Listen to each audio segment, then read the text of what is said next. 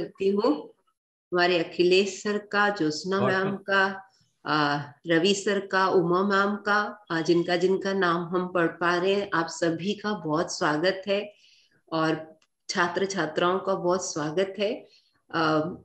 जो ये सावित्री महाकाव्य है, ये श्री अरविंद जी के वर्षों की साधना और तपस्या का परिणाम है।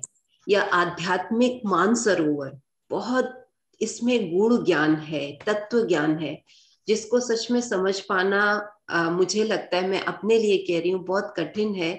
पर सर, जब भी आप इसका व्याख्यान करते हैं, एक नए नए विषय को हर बार आप हमारे सामने लेके आते हैं, तो इतना ये सहज लगने लगता है और एक प्रेरणा भी देती है आपका हर व्याख्यान कि हमें भी ये पढ़ना चाहिए और इसको आत्मसात करना चाहिए, क्योंकि इसी से हमारे जीवन की आध्यात्मिक उन्नति होगी। सर, बिना वक्त जाया किए अब मैं आपको आमंत्रित करती हूँ आज की वार्ता के लिए। Thank you sir. सभी को प्रणाम। आवाज सुनाई पड़ रही है? जी सर, अच्छे से। प्रणाम सर। हाँ, प्रणाम प्रणाम। पूज्य माँ भगवती, पूज्य श्री अरविंद, आज के हमारे इस कार्यक्रम में हमारे श्री अरविंद सोसाइटी वाराणसी केंद्र के सभी हमारे भगिनी और बंधु, आर्य महिला पीजी कॉलेज के सभी परिवार के सदस्य, आप सबको हमारा प्रणाम, नमन, अभिनंदन, स्वागत, वंदन।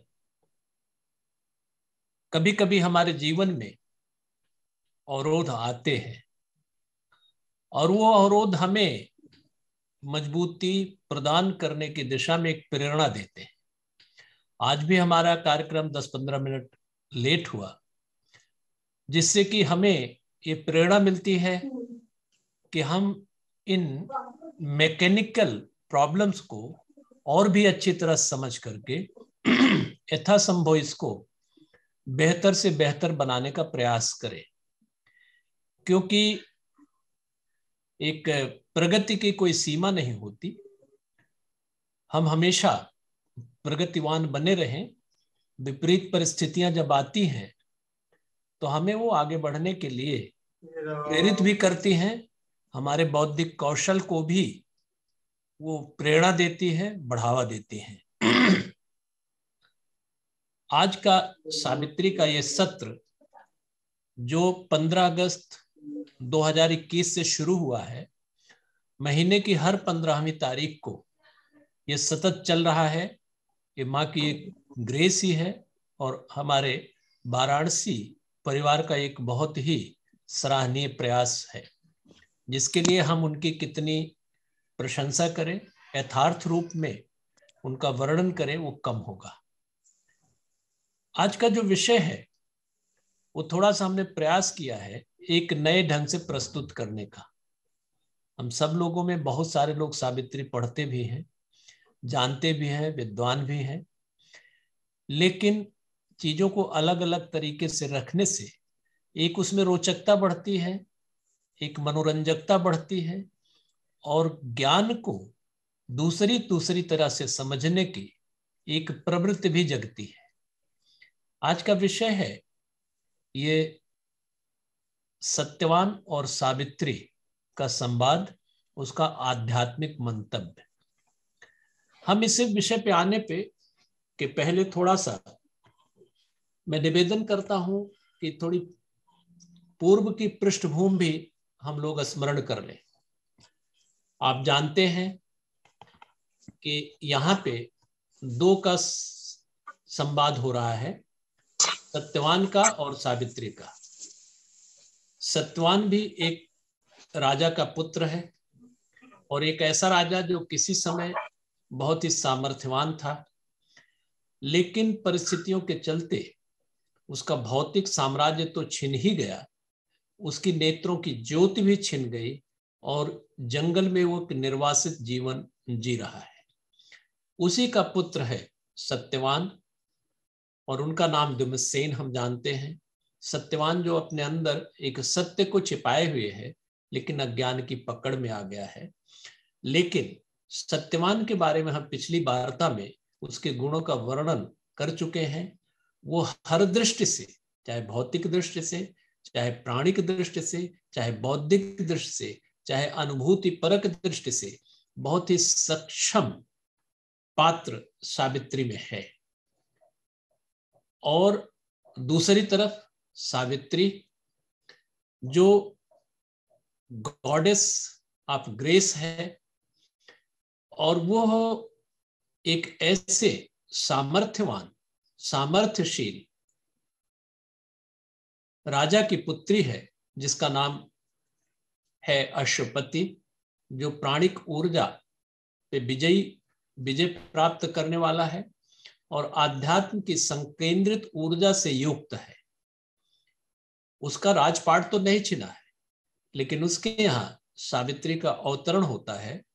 हम लोग पढ़े हैं कि she took her मॉर्टल birth. Savitri का ये मॉर्टल बर्थ भी दो तरह होते हैं, एक इमॉर्टल एक मॉर्टल। तो वो दूसरे लोकों से आई हुई है, जिसका जिक्र इस संवाद में अभी आएगा। तो वो सावित्री ऐसी लड़की है जो बढ़ती है और सभी से थोड़े अलग किस्म की लड़की है, लेकिन उसका भी समय आता है परंपराओं के हिसाब से, उस समय के चलन के हिसाब से उसके भी शादी ब्याह का समय आता है। लेकिन वो इतनी होनहार है, साक्षात तो देवी है ही, इतनी होनहार है कि उसके समक्ष कोई विवाह का प्रस्ताव भी नहीं आ पाता। तो इसकी चिंता उनके पिता अश्वपति को होती है, लेकिन उस चिंता को एक समष्टिगत योजना के तहत एक उच्चतर लोक से या उच्चतर चेतना से आवाज आती है जो उनको निर्देश देती है कि let her decide her own mate. वो अपना जीवन साथी खुद चुने, इसके लिए आप उसको स्वतंत्र करिए। राजा ने इस बात को सुना और उन्होंने सावित्री को रथ के साथ, नौकर चाकर, साज सामग्री के साथ विदा करते हैं कि आप जाओ और अपना जीवन साथी ढूंढो। सावित्री चलती हुई जाती है, रास्ते में बहुत सारे दृश्य को देखते, बहुत सारे चरागाह को देखती, बहुत सारी फसलों को देखती, बहुत सारे भूखंड को देखती है, बहुत सारे मनुष्यों को देखती है, बहुत सारे पशु पक्षियों को देखती है। एक कैजुअली देखती हुई चली जाती है और वो उसमें से बहुत सारी जगहों को, बहुत सारी चीजों से वो पूर्व जन्म में परिचित भी है। इस दृष्टि से वो आगे बढ़ती है और बढ़ते बढ़ते बढ़ते बढ़ते समय आता है, वो शालवा पहुंचती है। शालवा के राज्य में जंगल में पहुंचती है, जहां पे सत्यवान रहता है और रोज लकड़ी काटता है और प्रकृति की गोद में रहता है। लेकिन देखिए, जब एक समष्टिगत योजना होती है तो बहुत सारी चीजें जिसको हम चांस कहते, बाय चांस कहते हैं, वो व्यवस्था बनाता है। सत्यवान एक विशेष रास्ते से जाता है, आता है, लेकिन जिस दिन सावित्री वहां पहुंचती है, वहां पे सत्यवान एक दूसरे रास्ते से आता है जो उसका ट्रेडिशनल रास्ता नहीं है। वो उस रास्ते से पहुंच करके और वहां पे सावित्री को देखता है, लेकिन इसके पहले सावित्री उसको देखती है। सावित्री कैजुअली चली जा रही है अपने रथ से, लेकिन उसने देखा कि एक ऐसा व्यक्तित्व वहां दिखाई पड़ रहा है जिसपे सहज उसका मन आकर्षित होता है और वो अपने सारथी को रोकती है कि रुको। सारथी रुकता है, उसका रथ रुकता है और उससे जो आवाज निकलती, वाणी निकलती है, यहीं से शुरुआत होती है। सत्यवान उस वाणी को सुनता है और सत्यवान जब वाणी को सुनता है, उसमें एक मधुरता है, उसमें एक लावण्य है, उसमें एक आकर्षण है और सत्यवान जो है वहां से संवाद शुरू करता है। लेकिन इसका जिक्र करें, बड़ी इंटरेस्टिंग बात आप लोगों में नोटिस की होगी कि पूरे सावित्री महाकाव्य में मुख्य रूप से ये कहिए या एक्सक्लूसिवली 3 संवाद है। पहला संवाद देखिए, जिसकी चर्चा हम थोड़ा आज समय की सीमा का सम्मान करते हुए आज थोड़ा करेंगे। पहला जो संवाद है वो जब सावित्री अनिश्चितता के दौर से गुजरती हुई एक निश्चितता की परिस्थिति में पहुंचती है। कैसे, आप देखें कि उसके पिता ने उसको उसका जीवन साथी ढूंढने के लिए भेजा है। वो रास्ते में जाती हुई उसे ये नहीं मालूम है कहाँ जाना है, किसके पास जाना है, किसका चुनाव करना है, कब चुनाव करना है। ये अनिश्चितता की परिस्थितियों से गुजरती हुई वो सालवा पहुंचती है जहां पे सत्यवान से मिलन होता है और सत्यवान से उसका विवाह होता है। यह अनिश्चितता का दौर एक निश्चितता में बदलता है। यह जो पहला संवाद है। दूसरा संवाद, यह संवाद तो बड़ा खुशी वाला है। दूसरा संवाद सांसारिक दृष्टि से एक बड़ा दुख वाला संवाद है। अब वो कैसे, देखिए, डेथ इन द फॉरेस्ट, आप सावित्री में पढ़े, death in forest, death in forest. वहां पे सावित्री और सत्यवान का संवाद होता है, लेकिन वहां पे भी देखिए एक दुख की निश्चितता है। सावित्री को मालूम है कि इसके जीवन का जो दाम्पत्य अवस्था है वो केवल 1 साल है। उसे मालूम हो गया this is the day when Satyavan must die. उसे मालूम है सांसारिक रूप से ये विपरीत परिस्थिति है, दुख की परिस्थिति है। वो अलग बात है कि समष्टिगत योजना के तहत ये एक बहुत ही महत्वपूर्ण घटना की पूर्व की पीठिका है। वहां पे जब सत्यवान की मृत्यु होती है तो मृत्यु के पहले सत्यवान वहां सावित्री को पुकारता है, सावित्री से हेल्प लेता है, लेकिन उस समय उसका भौतिक शरीर छूटने का है, वो खत्म हो जाता है। ये निश्चितता भरी विपरीतता एक मृत्यु में बदलती है। ये दूसरा संवाद। ध्यान रहे इन दोनों संवादों में पहला वक्ता कौन है? वक्ता सत्यवान ही है। और हम तीसरा संवाद थोड़ा सा ध्यान दें, बड़ी मजेदार बात है कि तीसरा संवाद सत्यवान की मृत्यु होती है और मृत्यु के बाद जब गॉड ऑफ डेथ यम राजा से सावित्री का संवाद होता है, वो उनको जीवित, सत्यवान को जीवित कर लेती है। जब सत्यवान जीवित हो जाता है तो एपिलॉग यानी कि लास्ट कैंटो में, 12वें बुक में लास्ट कैंटो में आप ध्यान दें, फिर वहां पे सत्यवान एक आश्चर्य भरी निगाहों से देखता है, वहां सावित्री से फिर वार्तालाप होता है। वो तीसरा संवाद है। और तीनों संवादों में आप ध्यान दें तो पहला वक्ता कौन है, पहला संवाददाता कौन है? वो सत्यवान है। तो एक इस पृष्ठभूमि को थोड़ा सा हम इंटरेस्टिंग तरीके से रखने का प्रयास कर रहे हैं, क्योंकि मैं साहित्यकार तो हूं नहीं, लेकिन थोड़ा जो मेरे समझ में आया इसको हम थोड़ा इंटरेस्टिंग बनाने का प्रयास किया। तो अब आज हम थोड़ा पहला संवाद जो सत्यवान और सावित्री का मिलन है उसके बारे में हम थोड़ी सी चर्चा करेंगे। और इसका जो मुख्य बिंदु है वो संवाद के साथ इसमें आध्यात्मिक मंतव्य क्या है उसको हम थोड़ा सा फोकस करेंगे। तो जब सावित्री का रथ रुकता है, सावित्री सत्यवान को देखती है, तो सत्यवान सावित्री को देखता है, तो सत्यवान जो है वो पहले बोलता है। और सावित्री में भी कुछ ऐसी चीज उसे नजर आती है कि जिसके लिए वो बड़ा आश्चर्यचकित रहता है। हमारे आपके जीवन में बाह्य रूप से बहुत सारी चीजें भूलती हैं, स्मरण शक्ति खत्म होती है, लेकिन हमारी अंतरंगता में, हमारे इनर बीइंग में वो चीजें याद रहती है। सावित्री और सत्यवान में जो संवाद होता है वो बाह्य रूप से तो दोनों एक दूसरे के प्रति अपरिचित हैं, लेकिन अंतरंगता में वो जन्म जन्म का उनका साथ है। और उस साथ के हिसाब से, उस अंतरंगता के हिसाब से कुछ पहचान होती है दोनों में। और सत्यवान कहते हैं कि आप कौन हैं? आप लगती तो है इमॉर्टल, अमर लगती है, लेकिन बॉडी आपकी मॉर्टल है। इस मॉर्टल बॉडी में आप एक इमॉर्टल के रूप में दिखाई पड़ रही हैं। आप कौन हैं? अब इसके बाद यहां से शुरुआत होती है कि वो कहते हैं कि आपने कब से हमारे प्रति दान हुआ है, उषा का कब से अवतरण हुआ है, यानी कि हमारे प्रति कब से आप अवेयर हुई हैं, ये जो सत्यवान उनसे पूछते हैं सावित्री से।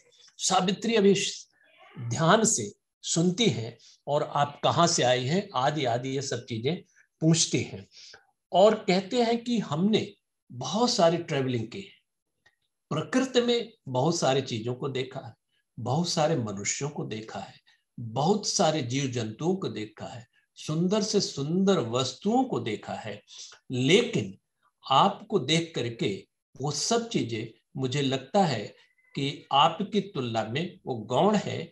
आपके में हमें कुछ ऐसी बात लगती है कि जो हमने इतना सब ज्ञान रखते हुए भी वो सब चीजें नहीं जानी जो आपके बारे में हम आज हमें कुछ महसूस हो रहा है।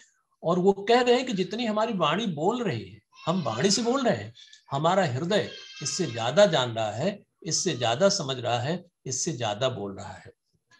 अब वो कहते हैं कि आपकी ब्यूटी तो सेलेस्टियल है लेकिन है मॉर्टल। अब पहले हम लोगों ने देखा हुआ कि शी टुक हर मॉर्टल बर्थ, वो किसी दूसरे लोक से आई हुई है, जो अश्वपति के यहाँ आई है। तो ये तो है बात। तो वो इसी कहता है कि आपकी बॉडी, आप तो सेलेस्टियल हैं, एक स्वर्गिक ब्यूटी है, लेकिन आप मॉर्टल हैं। अब इसके बाद फिर कहते हैं वो कि सावित्री आप जरा उतरिए। यहाँ पे हम थोड़ी चार छलाने पढ़ते हैं कि किस तरह से सत्यवान का आचरण सावित्री के प्रति है, इसको हम थोड़ा सा पढ़ते हैं, उसके बाद उसके अनुवाद को भी हम करते हैं। पहले कहता है दो जगह पे सावित्री को सत्यवान ने डिसेंड कहा है, आप उतरिए अपने रथ से। ये बात इतना बोल रहा है लेकिन सावित्री अपने रथ पे है, क्योंकि सावित्री अभी पूरी तरह से उसको परख रही, केवल भौतिक रूप से देख रही है, अंतरंगता से वो कुछ जान रही है, लेकिन फिर भी उसका पूरा असेसमेंट होना चाहिए, क्योंकि एक जीवन साथी जुड़ने के लिए एक दूसरे को समझना बहुत आवश्यक है। तो कहते हैं क्या, सत्यवान क्या कहते हैं, ये सावित्री में जो लिखा वो हम थोड़ा पढ़ते हैं, उसके बाद फिर उसको थोड़ा व्याख्या करते हैं। If our time vexed affections thou canst feel, earth's ease of simple things can satisfy.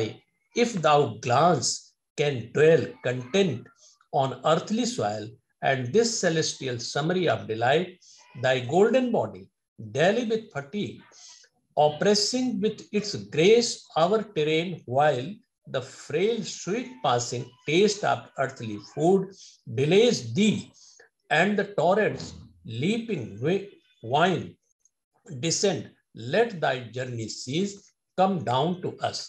अब इसका मतलब क्या हुआ?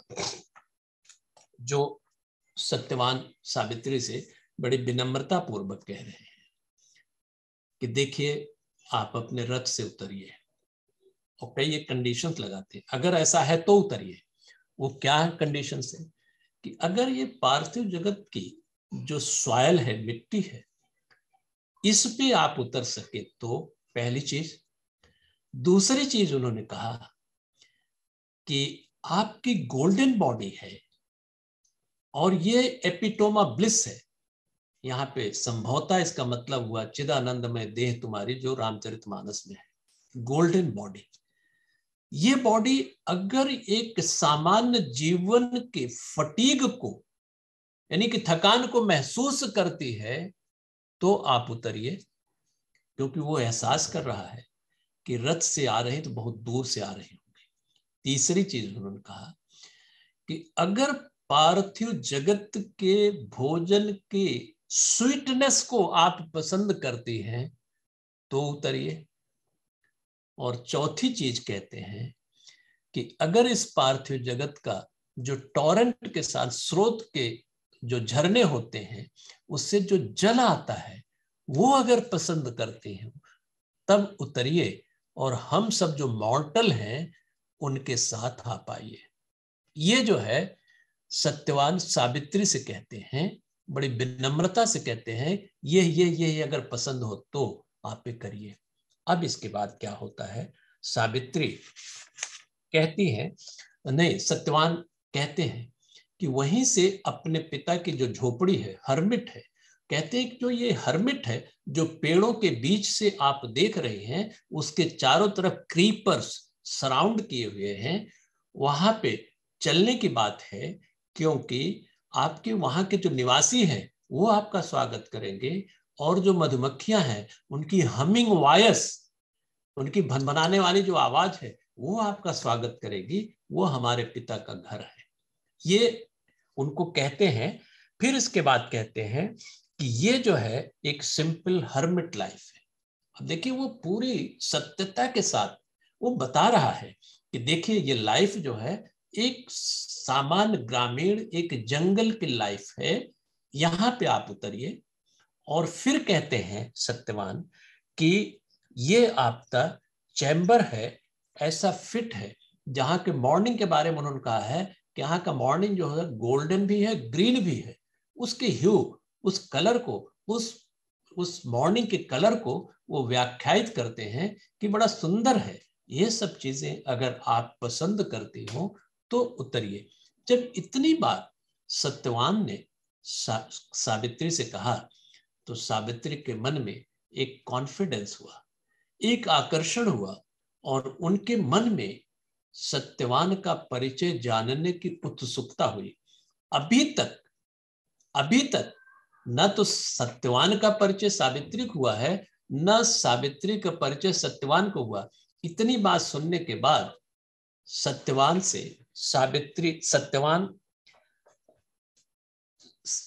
जब कहते हैं तो सावित्री अपने को इंट्रोड्यूस करती है। वो इंट्रोडक्शन क्या है कि मैं जो है मद्रा की राजकुमारी हूँ, यानी कि जो उनके जगह का नाम, उनके साम्राज्य का नाम जो है वो मद्रा है, वहां का कि मैं राजकुमारी हूँ और मैं यहाँ पे आई हुई हूँ।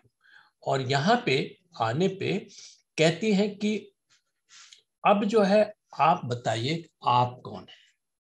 पहले परिचय सावित्री ने दिया, फिर परिचय वो सत्यवान का मांगती है, सत्यवान का जानना चाहती है।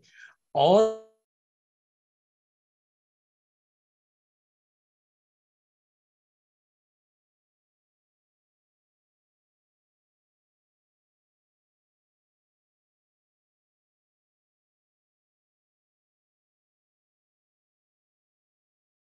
फिर सत्यवान ने पहले शुरुआत की, लेकिन परिचय किसका पहले हुआ, वो सावित्री को हुआ। This is beauty.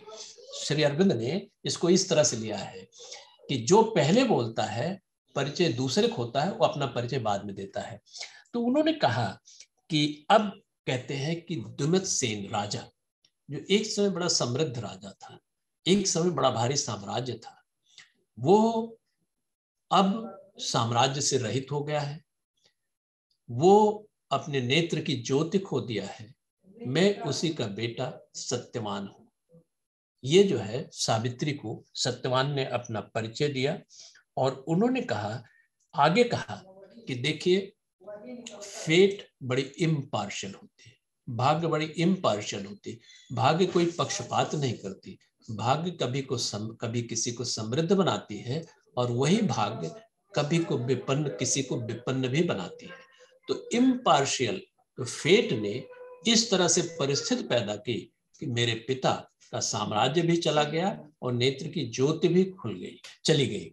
लेकिन अब आगे कहते हैं, ऐसी विपरीत परिस्थितियां जब हम देखते हैं तो सामान्य इग्नोरेंस की अवस्था में हम इससे बहुत परेशान होते हैं।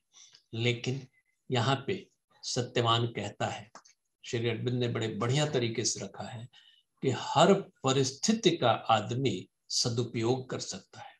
इवन हमारे शास्त्रों में, सनातन धर्म में श्री अरविंद ने जो लिखा है, वो कहा है कि हमारे यहाँ किसी भी चीज को नकारा नहीं जाता, लेकिन प्रयोग और परीक्षण के पश्चात आत्मा के उपयोगों की तरफ मोड़ दिया जाता है। अब यहाँ पे सावित्री में इन्होंने जो दिया है श्री अरविंद ने, ये जो है सोजोर्न इन टू सॉलिट्यूड्स। सोजोर्न का मतलब टेम्परेरी स्टे, जैसे हम कहीं किराए का मकान देते हैं तो थोड़े दिन तक, साल 2 साल रह सकते, दूसरी जगह चले जाते, तीसरी जगह, तो इसको सोजोर्न कहते हैं कि ये जो है टेम्परेरी स्टे। तो वो कहते हैं कि देयर इज सोजोर्न ऑफ 2 सॉलिट्यूड्स। अब सॉलिट्यूड्स क्या है? हम अगर आंख से अंधे हो जाते हैं, हमारा नेत्र जो है वो अपना दृष्टि विजन खो देता है, तो हमें बाहर की चीजें नहीं दिखाई पड़ती। लेकिन अगर बाहर की चीजें नहीं दिखाई पड़ती तो बाह्य जगत से हम उतने ज्यादा प्रभावित नहीं होते, क्योंकि चीजें अगर हम देखते हैं तो उससे हम प्रभावित होते हैं, उसके लिए हमें अच्छाई बुराई का विचार मन में आता है। जब देखते नहीं तो बहुत सारी चीजों से हम एलूफ हो जाते हैं, वो एक सॉलिटरी एटीट्यूड हो जाता है। तो यहां कह रहे हैं इस दृष्टि से पिताजी को एक तरह से साधना करने का अवसर मिलता है। एक पहला सॉलिट्यूड हो गया। दूसरा सॉलिट्यूड वो ये हो गया कि ये फॉरेस्ट में रह रहे हैं, हम जंगल में रह रहे हैं, वन में रह रहे हैं, और वन में एक शांति का वातावरण है, जगत के कोलाहल से दूर की परिस्थिति है। तो हम अंदर के द्वारा, अपने नेत्रों के द्वारा देख नहीं रहे हैं और बाहर का कोलाहल भी नहीं है। ये दूसरा सॉलिट्यूड होगा। जब 2 सॉलिट्यूड हो गए हैं तो हमें साधना करने या डिवाइन से मिलने के लिए एक बहुत ही खूबसूरत वातावरण या परिस्थिति मिल जाती है। यहाँ पे श्री अरविंद ने इस सत्यवान के माध्यम से 2 सॉलिट्यूड, सोजोर्न ऑफ 2 सॉलिट्यूड्स की बात कही है।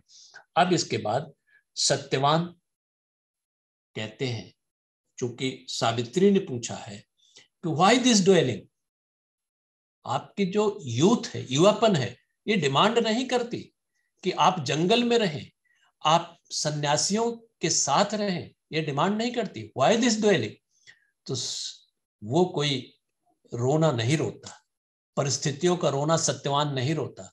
वो सीधे कहता है कि I am very much contented, मैं बड़ा संतुष्ट हूं।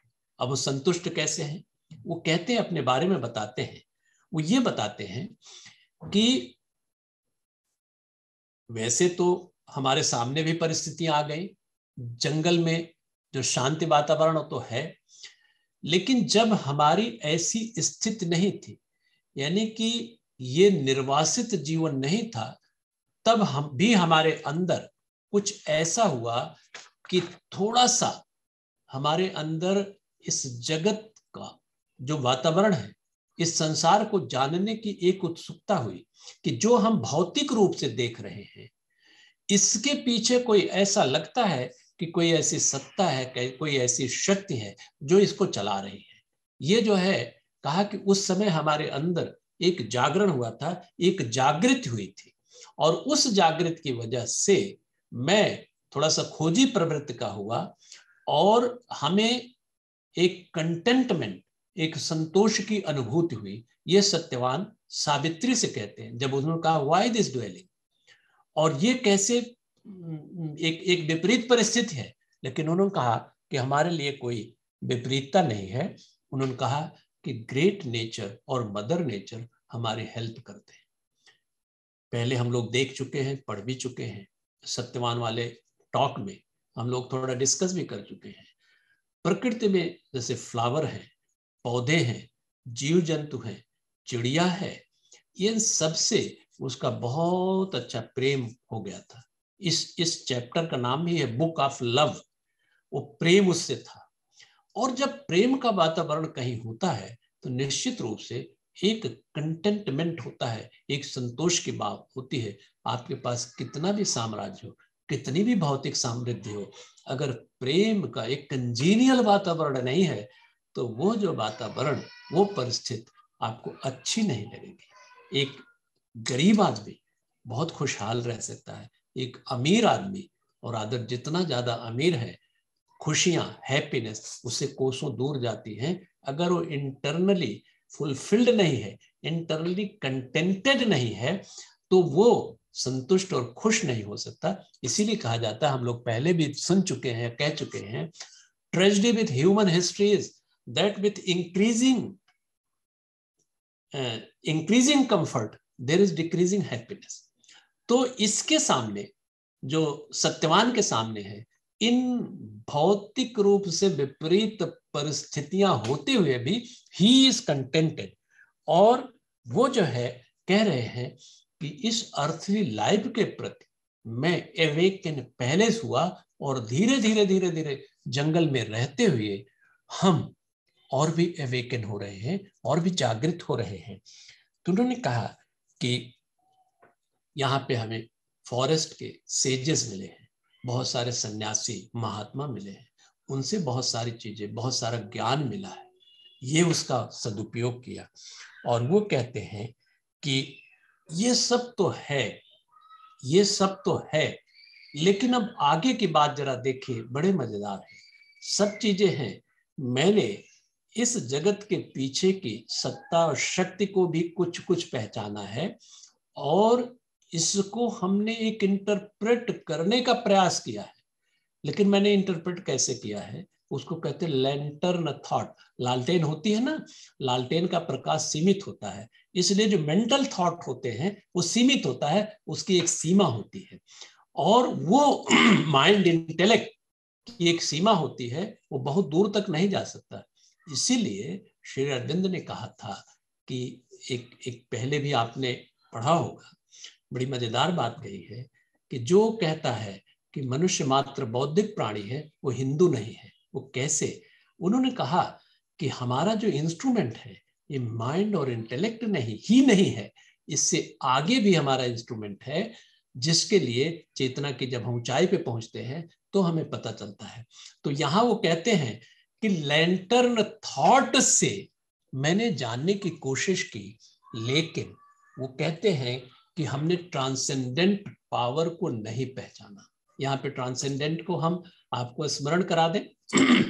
जब चेतना के बारे में हम लोग डिस्कस करते हैं तो चेतना को तीन तरह से हम लोग डिस्क्राइब करते हैं। एक इंडिविजुअल कॉन्शियसनेस, वैयक्तिक चेतना, दूसरा यूनिवर्सल कॉन्शियसनेस जो ब्रह्मांडिक चेतना है, और तीसरा होता है ट्रांसेंडेंटल कॉन्शियसनेस जो इनके ऊपर है, या ये कहिए कि ये दोनों जो है ट्रांसेंडेंटल कॉन्शियसनेस की अभिव्यक्ति है, यूनिवर्सल लेवल पे, सार्वत्रिक रूप से सांसारिक लेवल पे, और व्यक्तिगत लेवल पे।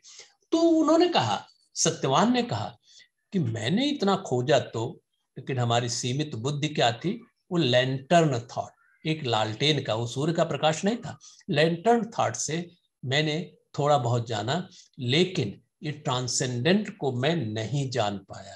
अब थोड़ा सा मैं इसको 4-6 लाइन है पढ़ दें, अच्छा लगेगा।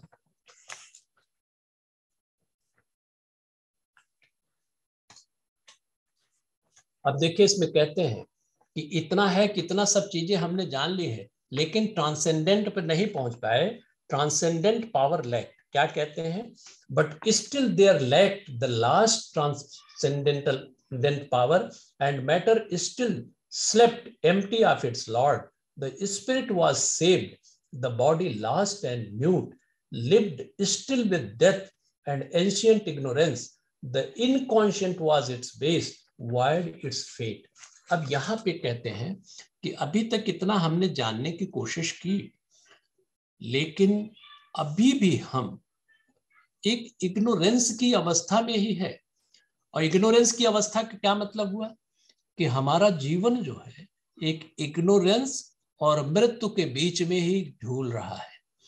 हमारा जो है इग्नोरेंस तो जीवन है, इग्नोरेंट तो जीवन है, लेकिन हमारा अंत क्या है, वो अभी इग्नोरेंस अवस्था में वार्ड, यानी कि मृत्यु जो है हमारा आखिरी पड़ाव है, ऐसा हम समझते हैं।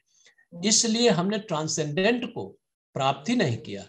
लेकिन आगे वो कहते हैं बट दाउ हैस्ट कम।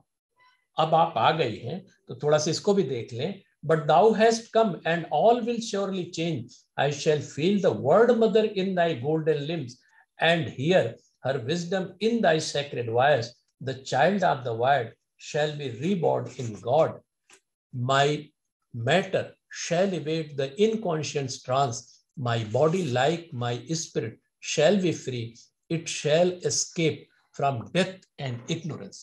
अब देखिए, वो सत्यवान जो है सावित्री से कहते हैं कि अब आप आ गई हैं, और आपके आने से हम आप में एक वर्ल्ड मदर का पिक्चर देखते हैं, वर्ल्ड मदर के यानी कि डिवाइन मदर के एक अपीयरेंस देखते हैं। और आपके आने से ऐसा मुझे विश्वास हो गया है कि सब कुछ चेंज हो जाएगा। और चेंज क्या होगा? देखिए यहीं पे ये सुप्रामेंटल की बात आती है।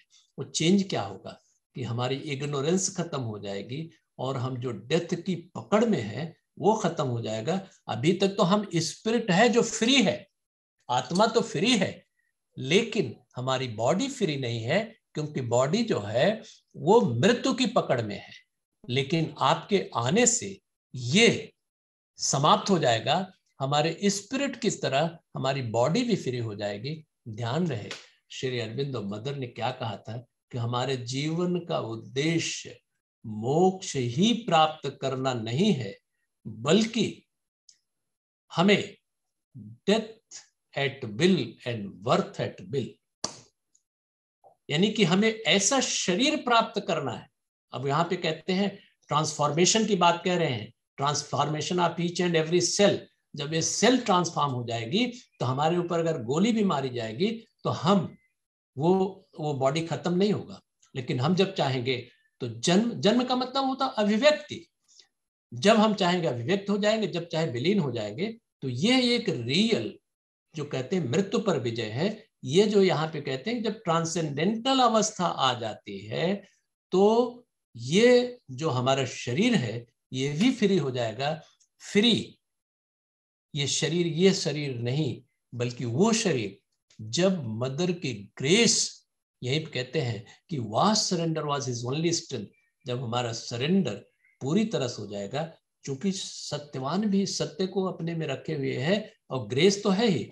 जब ग्रेस का मिलन इस भौतिक से सत्यवान का मिलन जब ग्रेस से होता है तो उस समय वो अवस्था ऐसी आएगी जब ये बॉडी भी हमारी फ्री हो जाएगी। अभी स्पिरिट तो फ्री है ही, स्पिरिट तो पहले भी फ्री थी, अब भी फ्री है, लेकिन बॉडी फ्री नहीं है। तो सत्यवान बड़ी महत्वपूर्ण बात कहते हैं कि आपके आने से ये संभव हो पाएगा, ऐसा मुझे प्रतीत होता है। फिर आगे देखिए, जब ऐसा हुआ, इतना सब चीजें सावित्री ने सुन लिया, तो सावित्री भी जैसे लगता है एक वीणा एक ऐसी बज रही है, और वो भी इतनी मस्त हो गई है। वो कहती है कि सत्यवान स्पीक मोर। अभी मेरी जो है वो है क्या नाम का, जो मेरी तृप्ति है वो नहीं हो पाई है। I am not fulfilled. आप और बोलो और बोलो। वो सावित्री सत्यवान को कहती है। तो सत्यवान कहते हैं कि सावित्री, ये सोल मीन सत्यवान की soul is ready for thee. यानी कि सत्यवान का कॉन्फिडेंस सावित्री में हुआ और सावित्री का कॉन्फिडेंस सत्यवान में हो रहा है। यानी कि जब ग्रेस का तादाद में आपसे हो जाता है तो आपकी सारी जो जिम्मेदारियां होती ग्रेस ले लेती है, डिवाइन ग्रेस, डिवाइन पावर ले लेती है। तो वो कहते हैं कि सावित्री कहती है कि स्पीक मोर, और सत्यवान कहते हैं कि अच्छा ठीक है, लेकिन मेरे शब्द जितने बोलते हैं मेरा हृदय उससे ज्यादा बोलता है, उससे ज्यादा अभिव्यक्त करता है। और कहते हैं कि अब जो है ये स्थिति आ गई है आपके आने से, जो एक लिंक लैग करती है वो आ गई। वो लिंक क्या है? यहाँ पे सत्यवान ने कहा कि जब हम सेल्फ को प्राप्त करते हैं, यानी कि जब हम आत्मा को प्राप्त करते हैं तो संसार छूट जाता है, और संसार की तरफ हम लिप्त रहते हैं तो आत्मा छूट जाती है। देखिए श्री अरविंद के योग का एक बहुत महत्वपूर्ण है कि लाइफ डिवाइन, इस संसार में दिव्य जीवन की स्थापना। दिव्य जीवन कैसे? दिव्य जीवन केवल आप मोक्ष को प्राप्त करें, लिबरेट हो जाए, इससे ही काम नहीं चलेगा, बल्कि वातावरण कुछ इस तरह से हो उसमें भी दिव्यता आ जाए, यानी कि संपूर्ण जगत में दिव्यता आ जाए, वो लाइफ डिवाइन होती। तो यहाँ पे कहते हैं कि प्रेम गली अतिशा करी तामे दोनों समाए। कई बार ऐसा होता है कि प्रेम जो है, जैसे जब मैं था तब हर नहीं, जब हर तब मैं ना, ये तो ईगो के बारे में बात होती है। लेकिन अगर सांसारिक लिप्तता होती है तब शायद हम भगवान को नहीं प्राप्त कर सकते, और भगवान की तरफ हम मुड़ते हैं तो संसार भी छूट जाता है। लेकिन अगर हम संसार को भगवान की अभिव्यक्ति रूप में रियलाइज करने लगते हैं तो फिर संसार है क्या? संसार भगवान की ही अभिव्यक्ति है। तो यहां पे कह रहे हैं कि नाउ यू हैव कम, तो ये जो लिंक है ये मिल गई है या मिल जाएगी, ऐसा उसको सत्यवान को विश्वास होता है। एक कितना बड़ा दर्शक श्री अरविंद ने ये सावित्री के माध्यम से हमारे लोगों के सामने प्रस्तुत किया है। अब आप कहते हैं कि ये लिंक तो आ गई है, अब कहते हैं दूसरा डिसेंट की बात करते हैं। अभी तक जो बातें हो रही है, सावित्री रथ पर है और सत्यवान जमीन पर है, यानी कि वो उनका आवाहन कर रहा है। अब कहते हैं डिसेंड ओ हैप्पीनेस। अब यानी कि सावित्री को वो और अंतरंगता से समझ रहा है, सत्यवान समझ रहा है, डिसेंड ओ हैप्पीनेस। और वो कहते हैं ओ सत्यवान दाऊ आर्ट ही।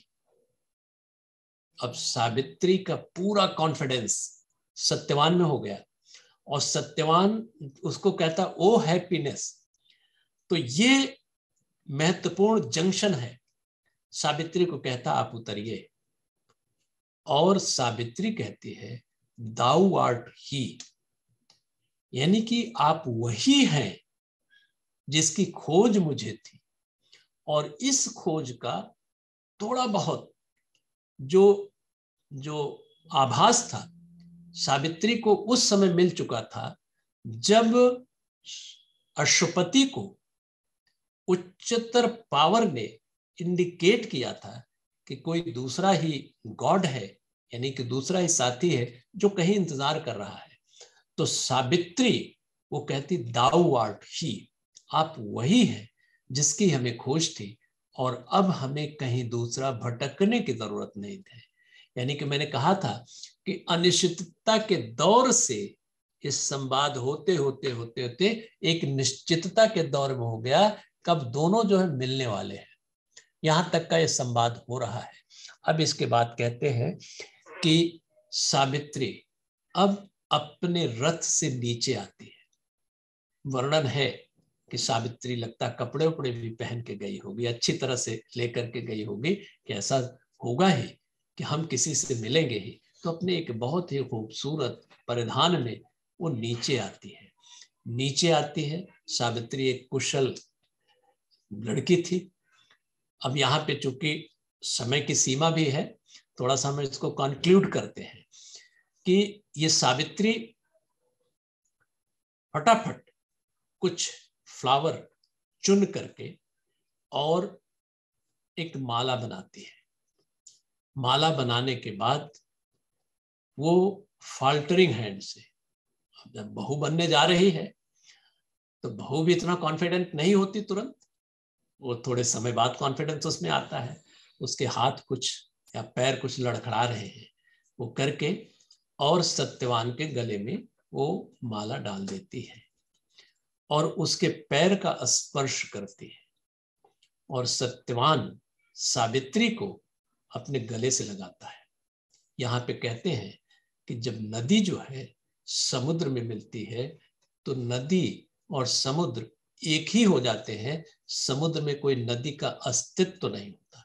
यहाँ कहते हैं कि सावित्री जब सत्यवान से मिलती है तो ये जो है ये ट्विन सोल एक तरह से सिंगल सोल के रूप में हो जाते हैं और दोनों में एक एकात्मता हो जाती है, यानी कि दोनों में डिवाइन ग्रेस जो है ये इसके साथ मिल गई, सत्यवान के साथ मिल गई। अब इसके बाद इसको कहते हैं, वहां श्री अरविंद ने कहा है जो फ्लावर है ये एक सिंबल है ऑफर्ड लाइफ का। ये भी हमारी परंपराओं का एक चित्रण है कि ये जो हम फ्लावर देते हैं यानी कि हम अपनी लाइफ को आपको ऑफर करते हैं। और वो कहती है कि ये लाइफ जो है अब ये आपके एक खुशी के लिए है, एक पत्नी जो कहती है कि लाइफ आपकी खुशी के लिए, इस तरह का विवाह जो होता है इसको गंधर्व विवाह कहते हैं। उन्होंने किसको, सूरज को या वहां के वातावरण को एक साक्षी मान करके ये शादी मानी। ये भी कई तरह के विवाह होते हैं, तमाम ट्रेडिशनल विवाह जो होते हैं वो हम जानते हैं, लेकिन और सारे विवाह होते हैं, इसको गंधर्व विवाह कहते हैं। वो उनकी विवाह हो गया। अब इसके बाद वो पूरी तरह से बताते हैं कि देखो सावित्री, ये हमारे पिता का घर है और इसके चारों तरफ जो क्रीपर है, ये इसकी साज सज्जा है, ये सब चीजें हैं, ये आपका होने वाला घर है और यहाँ पे आपको रहना है। और सावित्री उस घर को देख करके बड़ी प्रसन्न होती है, बहुत खुश होती है, क्योंकि सत्यवान जैसा पति उसको मिल गया और सत्यवान को सावित्री जैसी पत्नी मिल गई। ये दोनों ही बड़े कंटेंटेड होते हैं। लेकिन अब समय आ गया, कितने दिनों तक वो शालवा पहुंची है, वहां पे ये सब वातावरण में उनका संबंध हुआ है। अब सावित्री कहती है कि सत्यवान, अब मुझे बहुत जल्दी से अपने घर पहुंचना है। अब तक उसका घर था, अब उसका घर मैका हो गया। कहा मुझे पहुंचना है जहां पे जल्दी पहुंच करके जल्दी ही हमें वहां से वापस आना है। हमारा शरीर तो वहां रहेगा लेकिन मन जो है यहाँ रहेगा। और बहुत जल्दी ही एक बहुत ही विलबिड सदस्य हमारा परिवार, हमारा मैका छोड़ देगा, यानी कि उससे जो विलग हो जाएगा, क्योंकि सावित्री जो है वहां से इधर आ जाएगी, लेकिन हमको जल्दी से वहां पहुंचना है। सावित्री अब वहां से रथ तैयार करती है और रथ पे वो निकलती है। वो बार बार उसकी तरफ, सत्यवान की तरफ देखती है और सत्यवान भी निश्चित रूप से उसकी तरफ देखता है। और वो भौतिक रूप से चली जा रही है, लेकिन उसका हृदय जो है ये सत्यवान के साथ है। यहीं पे ये संवाद खत्म होता है और मेरी वाणी भी यहीं पे विराम लेती है। कारण यह है कि ये बहुत ही गूढ़ सब्जेक्ट का मैंने बहुत ही साधारण तरीके से स्पष्ट करने का प्रयास किया है, ताकि हम लोगों को एक वो बात मिले, ऐसा प्रेरणा मिले कि हम इसको अधिक से अधिक पढ़ें। जब हम आप लोग पढ़ेंगे, हम लोग पढ़ेंगे अच्छी तरह से, तो निश्चित रूप से ये चीजें, बहुत सारी जानकारी हम लोगों को मिलेगी। आप सबने अवसर दिया। हमारे विष्णु जी भी हैं यहाँ पे, मैंने बाद में देखा, उनको भी प्रणाम है। और आप सबको धन्यवाद देते हुए इन्हीं शब्दों के साथ अपनी वाणी को विराम देता हूँ। बहुत बहुत धन्यवाद। थैंक यू सर, बहुत बहुत धन्यवाद सर। एक जैसे लग रहा था कि कल 14 फरवरी थी, पूरे वर्ल्ड ने प्यार को मनाया, प्यार दिवस को मनाया, वैलेंटाइन डे।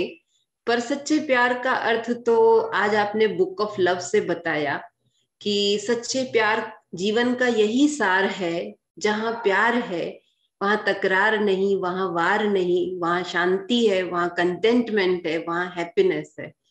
और सर जो वो बात आपने बताई कि द्रुमद सेन की, जैसे कहते हैं कि राम जी बन गए तो बन गए, लोगों ने तभी राम की शक्ति को जाना जब वो बन गए। यूं ही द्रुमद सेन की जो आपने बात बताई कि कैसे उस सॉलिटरी को भी, उस कन्फाइनमेंट को भी कैसे उन्होंने पॉजिटिव देखा, तो बहुत प्रेरणादायी, बहुत प्रेरणादायी। वो संवाद तो आपने अपनी शैली से इतना जीवंत बना दिया कि बहुत ही अद्भुत। यूं लग रहा था कि वो सावित्री अब वो उतर रही हैं और ऐसे ऐसे सब हो रहा है। बहुत ही अच्छा सर, थैंक यू। एक दो क्वेश्चन, अगर कोई हमारे साथ बहुत छात्र छात्राएं जुड़े हैं सर, और बहुत कम उनको अवसर मिलता है आप जैसे व्यक्तित्व से बात करने का, अगर किसी छात्र या छात्रा का कोई प्रश्न हो या कोई ऐसा रिस्पॉन्स हो जिससे आपको सीखने को मिला हो, तो आप पूछ सकते हैं या बता सकते हैं। या और भी कोई अगर any response of anyone, you are welcome. एक हम ले लेंगे अगर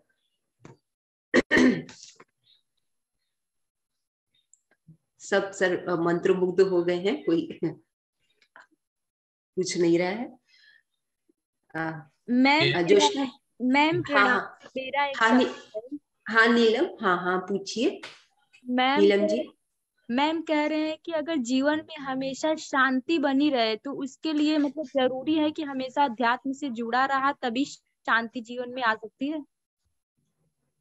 सर इनका सवाल है कि आध्यात्म से सिर्फ जुड़ने पे ही शांति आ सकती है।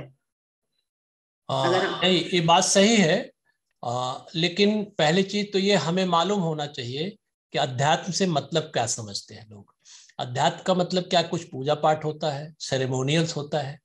अगर भगवान से जुड़ने का नाम अध्यात्म समझते हैं तो भगवान से अगर हमेशा जुड़े रहें तो भगवत गीता में भी कहते हैं कि अध्याय 3 का 30वां श्लोक है, मैं सर्वाणि कर्माणि सन्न्यस्य अध्यात्म चेतसा निराशी निर्ममो भूत्वा युद्धस्व विगत ज्वरा। कि हमारी जो एनर्जी होती है उसके एग्जॉशन के 3 स्रोत होते हैं या 3 साधन होते हैं। पहला होता है कि भूत की स्मृतियां, दूसरा होता भविष्य का की चिंता या एप्रीहेंशन, और तीसरा होता है वर्तमान का ज्वर, वर्तमान का इंपल्शंस। ये 3 में हमारी एनर्जी जब हम काम करते हैं तो एग्जॉस्ट होती है। लेकिन अगर इन तीनों द्वारों को हम बंद करने का सतत अभ्यास करें, वो कैसे होगा? मन चंचल होता है, मन को कहीं न कहीं लगाना पड़ता है। एक सर्वशक्तिमान, सर्वव्यापक, सर्वकालिक, सर्वज्ञ सत्ता का हमेशा अगर स्मरण करते रहें तो निश्चित रूप से जिसको बिटिया ये शांति कह रही है वो धीरे धीरे शांति आ जाएगी। और सावित्री में कहीं लिखा है कि stillness is prerequisite to reach the divine. भगवान के पास पहुंचने का पहली जो आवश्यकता है वो शांति है। मदर कहती हैं जब भी आप ध्यान करो केवल शांति शांति शांति आवाहन करो, कई बार शांति आ जाएगी। नॉट सो इजी, लेकिन प्रयास करने की जरूरत है। धीरे धीरे धीरे धीरे ये सब चीजें खुद ही अनुभव में आ जाती हैं। हम लोग या कोई भी आदमी तो इसके लिए थोड़ी सी प्रेरणा या थोड़ा रास्ता दिखा सकता है, चलना तो अपने आप को ही पड़ेगा। और मन में हमेशा ध्यान रहे कहीं शांति बाहर से नहीं आती, बल्कि मन के अंदर ही तभी होता है। जो घटना या ऑब्जेक्ट हमारे मन के अनुकूल होती है उसको हम अच्छा कहते हैं, जो प्रतिकूल होती है उसको बुरा कहते हैं। चीजें, ऑब्जेक्ट्स अच्छी बुरी नहीं होती, वो हमारे मन की प्रतिक्रिया है। इसीलिए मन को अगर ऑब्जेक्ट प्रूफ बना ले, घटना प्रूफ बना ले तो शांति आ ही जाएगी। ठीक है सर, बहुत बहुत प्रणाम और बहुत बहुत धन्यवाद सर। जी सर, थैंक यू। सर अब वोट ऑफ थैंक्स दे दें अखिलेश सर। मैम मेरा भी एक क्वेश्चन। लवली जी आप पूछना सर, एक क्वेश्चन और ले लें? हाँ, अरे नहीं नहीं, बिल्कुल बिल्कुल, मैं तो बैठा जी ही हूँ। जी लवली जी पूछिए। प्रणाम सर। सर मेरा क्वेश्चन है कि क्या सर धर्म से शांति मिल सकती है? किससे? धर्म से। उन्होंने अध्यात्म से पूछा, इन्होंने धर्म से पूछा। धर्म अच्छा, से शांति राइट मिलेगी। Right right. फिर बेटा देखो, ऐसा है ना, फिर मैं वही बात कहूंगा कि धर्म से मतलब आप क्या समझते हैं। पहली चीज तो ये हमें ध्यान देना चाहिए, और हो सकता है कि लिंक मिले तो मैं बताऊं। सनातन धर्म पे एक बहुत बड़ा 1.5 घंटे का मैराथन टॉक जो है दिल्ली यूनिवर्सिटी से 24 को 10 से 11:30 बजे होगा। इसमें थोड़ा सा जो श्री अरविंद ने कहा है उसके बारे में चर्चा भी होगी, चर्चा अन्यत्र भी हो चुकी। देखिए, धर्म का मतलब लोग अलग अलग संदर्भ में अलग अलग तरीके से करते हैं, जो अपनी अपनी जगह सब जो है जस्टिफाइड है। लेकिन किस टेक्स्ट में, किस कॉन्टेक्स्ट में कहा जा रहा है, इसको हमें समझने की जरूरत है। धर्म का मतलब अगर सेरेमोनियल से लेती है, कुछ पूजा पाठ, कुछ कर्म कांड से लेती है तो एक बात है। दूसरा, कभी कभी अपने कर्तव्य को भी आदमी कहता है कि भाई हमारा धर्म ही है ये। हम जैसे डॉक्टर है तो हमारा डॉक्टरी पेशा हमारा धर्म है, आप टीचर है तो टीचिंग पेशा हमारा धर्म है, इससे लेते हैं। फिर एक धर्म जो रियल, जिसका मतलब होता है कि धर्म वो है जिससे वस्तु की वस्तुत्व का बोध होता है। जैसे धर्म का मतलब इसेंस होता है, जैसे अग्नि की उष्णता, ये उसका धर्म है। अग्नि में से उष्णता को माइनस कर दिया जाए तो अग्नि फिर अग्नि नहीं रह जाती। इसी तरह से चीनी में मिठास की को कहीं से लाना नहीं पड़ता, वो उसका इसेंस है, उसका धर्म है। तो जिससे वस्तु के वस्तुत्व का बोध होता वही उसका धर्म है। और हम अपने को ले, मनुष्य के रूप में ले, हमारा धर्म क्या? हमारी बुद्धि है, हमारा शरीर है। क्या हमारा धर्म हम टीचर है, धर्म टीचिंग है? या धर्म जो हम डॉक्टर हैं, हमारी डॉक्टर पेशा धर्म है? नहीं, हमारा इसेंस जो है वो आत्मा है, वो आत्मा ही परमात्मा होता है।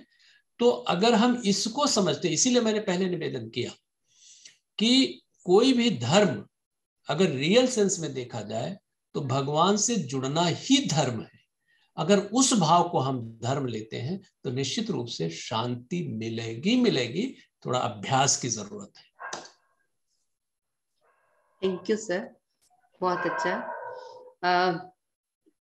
सभी का बहुत बहुत धन्यवाद है। सबसे पहले जेपी सिंह सर, आप इतना समय देते हैं हर महीने की 15 तारीख को, और इतने प्यार से सभी बच्चों के प्रश्नों का, जिज्ञासा का आप समाधान करते हैं, उत्तर देते हैं। सर आपका बहुत बहुत धन्यवाद। धन्यवाद है अखिलेश सर का, और जिनकी, और ब्रिजबाला सिंह मैडम का। आप दोनों हम लोगों के लिए बहुत प्रेरणादायी हैं। आप समय समय पर हम सबको ये सारी वार्ताएं आयोजित करते हैं, हम सबको प्रेरणा देते हैं। आपका, मैम का बहुत बहुत धन्यवाद। और हमारे साथ आज बहुत से सदस्य जुड़े हैं, सभी का बहुत बहुत धन्यवाद। जैसे चरण सिंह सर जुड़े थे, Vishnu sir, Uma madam, Rajiv sir, R K Singh sir, बहुत को तो हम नहीं जानते, पर हम लोग नियर अबाउट 70 लोग थे। सभी का दिल से बहुत बहुत धन्यवाद। सभी विद्वत जनों का, प्रबुद्ध गुरुजनों का, सहयोगियों का, अध्यापक गण का, श्रोतागण का, सभी छात्र छात्राओं का, सभी का दिल से बहुत बहुत धन्यवाद। और इसी आशा के साथ, इसी उम्मीद के साथ फिर एक नए विषय पर, फिर इसी इंटरेस्टिंग वे में हमें, क्योंकि जैसे आपने सर एक लाइन कही थी, मुझे बहुत अच्छी लगी, आध्यात्म की ओर रुचि बढ़ती नहीं है लोगों की। तो आपने कहा कि मैं कोशिश करता हूँ कि कैसे इसको इंटरेस्टिंग बनाऊं।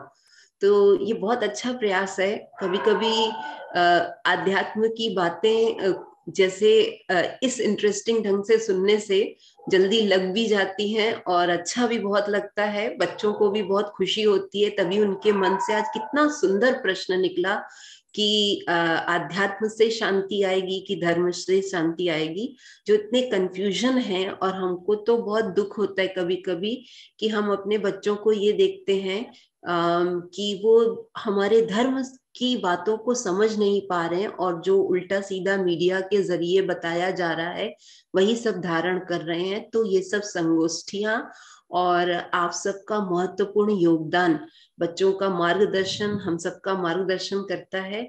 तो मैं दिल से, आत्मा से, अपने रोम रोम से आप सभी का, जो इस कार्यक्रम को करते हैं, ऑर्गेनाइज करते हैं, जो साथ देते हैं, साथ में जुड़ते हैं, और सबसे ज्यादा सर का, जेपी सिंह सर का, सबका बहुत बहुत तहे दिल से धन्यवाद।